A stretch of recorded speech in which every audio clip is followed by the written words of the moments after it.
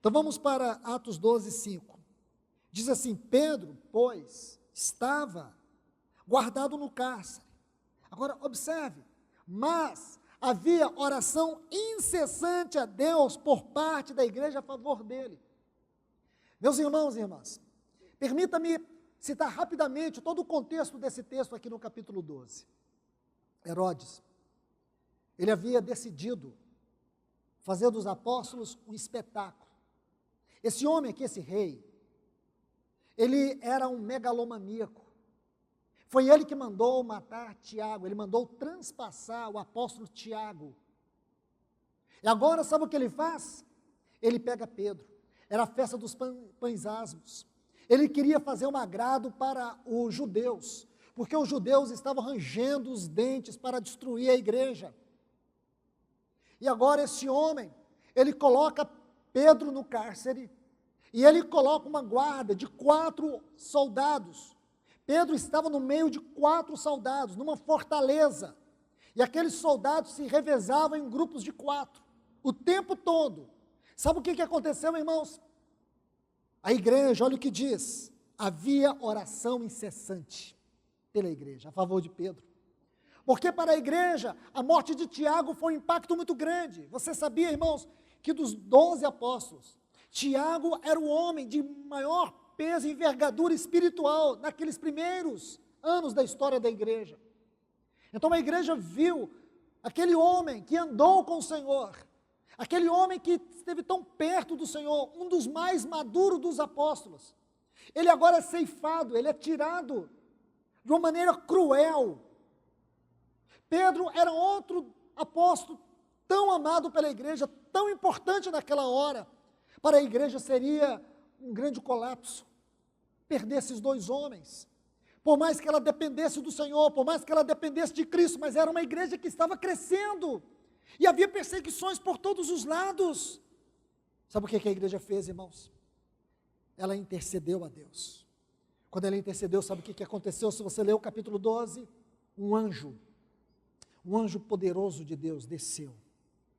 Entrou naquele cárcere e disse: Pedro, levanta, pega a tua roupa, veste, vamos embora daqui.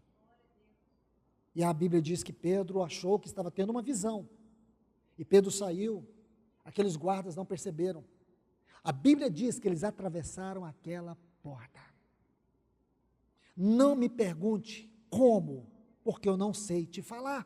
Eu só sei te falar o que está na Bíblia, que eles atravessaram. Haviam 4 portas, com certeza, eram portas de ferro.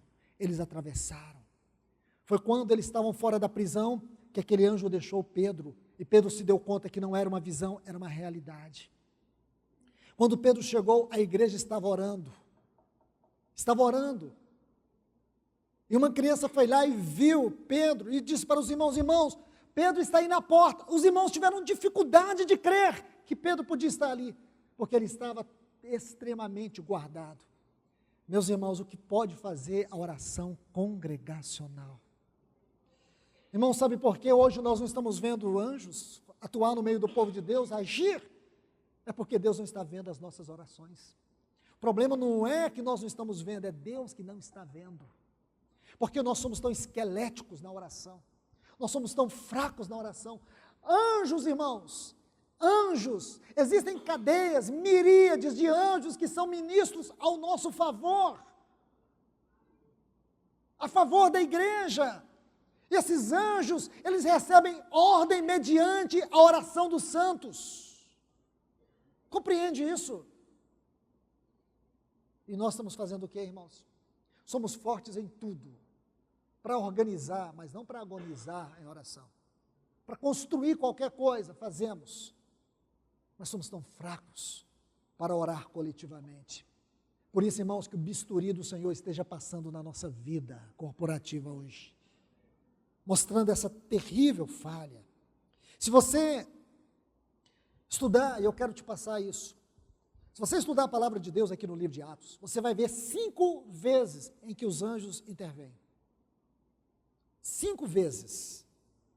Vou citar Atos capítulo 5, versículo 19. Você pode ler em casa depois. Atos 5, 19. Novamente um anjo vai abrir a porta do cárcere para libertar os apóstolos. Depois, Atos capítulo 8, versículo 26, quando um anjo falou a Filipe, dizendo para ele, vai, dispõe-te ao lado sul, o caminho que desce para Jerusalém, vai até Gaza. E ele foi. E ali ele encontrou aquele eunuco. Foi um anjo. Capítulo 10, versículos 3 e 4. Também foi um anjo que levou uma mensagem, porque anjo, a palavra anjo, é a tradução do termo grego para o português mensageiro. Mensageiro. Depois, capítulo 12, versículo 7, que é o episódio que acabamos de ler. Depois, capítulo 12, versículo 23, sabe o que esse anjo fez?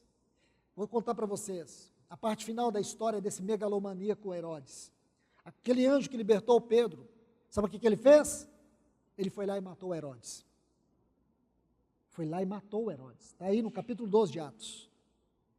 Ele foi lá e matou o Herodes. Isso está aqui, capítulo 12, versículo 23. E por último, o capítulo 27, o versículo 23.